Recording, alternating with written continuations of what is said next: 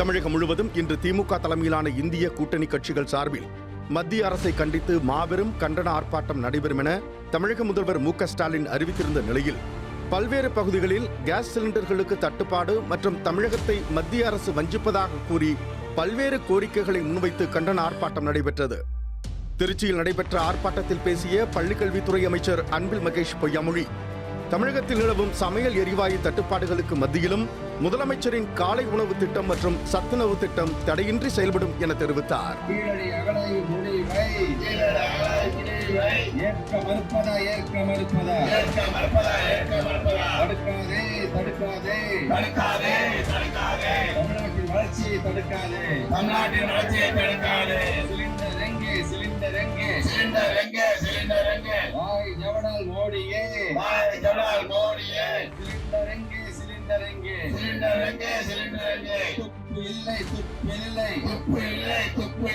சமையல் சிலிண்டரை பிரச்சனையை தீர்த்து வைக்க துப்பு இல்லை. தட்டுப்பாடு சமையல் சிலிண்டருக்கு தட்டுப்பாடு. தோற்று போச்சு மோடியின் வெளியுறவு கொள்கைகள். தோற்று போச்சு. அதற்கான ஆயத்த பணிக்கு அந்த அவருக்கு இருந்த தட்டுப்பாடுகள் எலக்ட்ரிக் ஸ்டவ்வாக இருந்தாலும் அதற்கான மாற்றுகள் எங்களை பொறுத்த வரைக்கும் எந்த ஒரு தட்டுப்பாடு வந்தாலும் அதை எதிர்பார்க்கின்றவர்கள் தமிழ்நாட்டில் குறிப்பாக மாணவ செல்வதற்கான ஏற்கனவே தெரிஞ்சு சென்னை பொறுத்தவரைக்கும் ஹாஸ்டல் பசங்களுக்குமே ஊருக்கு கலந்து ஒரு நிலைமையை செஞ்சிருந்தாலும் இன்றைக்கு நம்முடைய நிர்வாகத்தின் காரணமாக தமிழ்நாட்டில் பல எந்த விதத்திலும் இந்த காலை உணவு திட்டமும் மதிய உணவு திட்டமும் நிறுத்தப்படாமல் வெளியுறவு கொள்கையில என்ன மாதிரியான மாற்றம் தேவை? இவங்களை பொறுத்த வரைக்கும் நாடாளுமன்றத்தில் பேசுறதா நீங்க பாத்துருக்கீங்க. இன்னைக்கு வெறுமனே ஒரு 2 நாட்களோட போர் அப்படின்னு இல்லாம இதை முன்கூட்டியே அவங்க தீர்மானிக்காம குறிப்பாக போன ஜூன் மாதத்திலே நடைபெறுகின்ற ஒரு போர். இந்த போர் வரும்பொழுது உங்களுக்கு தெரியும் நடுப்புற நம்முடைய அவர்கள் என்ன மாதிரியான மிரட்டல்கள்லாம் விட்ட போது நம்ம எந்த அளவுக்கு அடிபணிந்து போய்விட்டோம். அதனால நம்முடைய ராகுல் காந்தி ஐயா அவர்கள் சொல்லும்போதுலாம் பாத்தீங்கன்னா நீங்க சரண்டர் ஆயிட்டீங்க. நீங்க சரண்டர் ஆகாம எடுத்து சொல்லியிருக்க வேண்டும். இன்னைக்கு சைனா பாத்தீங்கன்னா அவங்களுடைய வெளியுறவு கொள்கைகள் சார்ந்து அவங்க சரண்டர் ஆகாம இருந்தனாலதான் இன்னும் ஒரு 200 நாட்களுக்கு அவங்களுக்கு தேவையான எரிவாயு அவங்க வைத்திருக்கிறார்கள். நம்ம பொறுத்த வரைக்கும் ட்ரம்ப் மிரட்டினார்னா இது ஒரு அடிப்படை.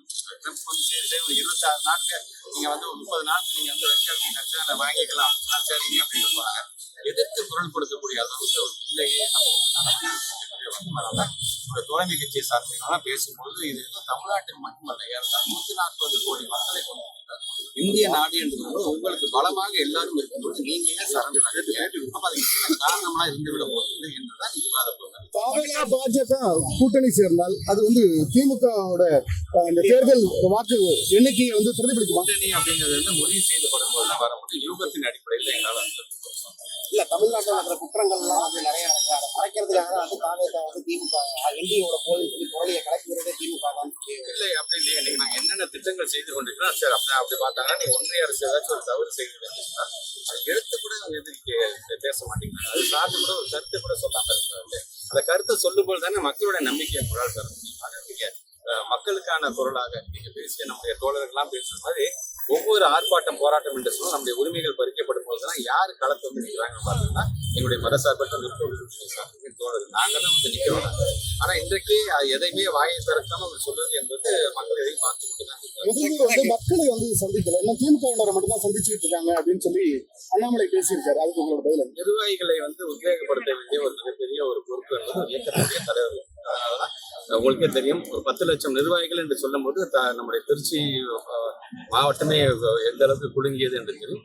இதுல பொதுமக்களையும் அழைத்திருந்தோம் என்று சொன்னால் அது 2 மடங்குக்கும் மேலாக அது இருந்திருக்கும். ஆனால் எங்களுக்கு தேர்தல் காலத்தில் நாங்கள் செய்திருக்கின்ற சாதனைகளை எங்களுடைய நிர்வாகிகள் 10 லட்சம் நிர்வாகிகள் சந்திப்பு என்கின்ற விதத்தில் எங்களுடைய நிர்வாகிகள் மூலமாக மக்களுடன் கொண்டு செல்ல வேண்டும் என்று நாங்கள் ஆசைப்படுகிறோம். மக்களை இன்னலுக்கு ஆளாக கேஸோட விலை ஏறி இருக்கு. அதே மாதிரி பெட்ரோல் டீசலோட விலை ஏறதுக்கான வாய்ப்புகள் இல்லை. கண்டிப்பாக அதுக்கான தட்டுப்பாடு வந்தது என்று சொன்னால் அதுக்கான ஏறுவதற்கான வாய்ப்புகளும் இருக்கும். அதனால்தான் முன்கூட்டியே அதுக்கான திட்டமிடல் வேண்டும் என்று நாங்கள் தொடர்ந்து வழிபட்டோம். முன்கூட்டியே திட்டமிடல் செய்திருந்தது ஒன்றிய அரசு செய்திருந்தது சொன்னால் இந்த அளவுக்கான நிலைமை வந்திருக்காது.